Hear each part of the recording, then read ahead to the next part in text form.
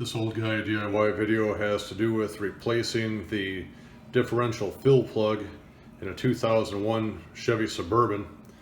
And this is the plug that came out of the vehicle.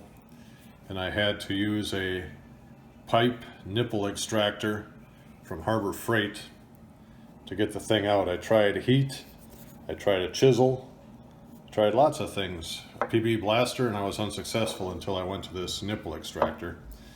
And no one locally had the part that I needed, although I could find it online for about $12 plus shipping. So I went to my local family farm and home.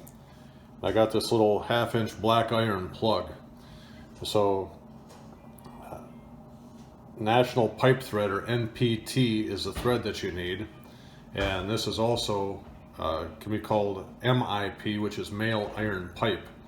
So anyway, in this case, I got this 1/2-inch plug. It's MIP, male iron pipe, and it cost me $2.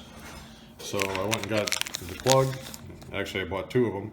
So here's what the plug looks like. It's a $2 solution.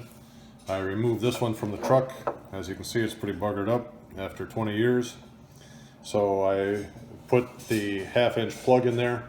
I put some anti-seize on it, just tighten it down with a crescent wrench. And it fits great, and it's nicely seated, and I'm looking forward to another 20 years of service from it. So if you need a $2 solution to replace the differential fill plug in a General Motors vehicle, I know it works in the 2000 to 2006 Tahoes and Suburbans, and I suspect it'll work in other trucks. So I hope this helps you. Have a great day.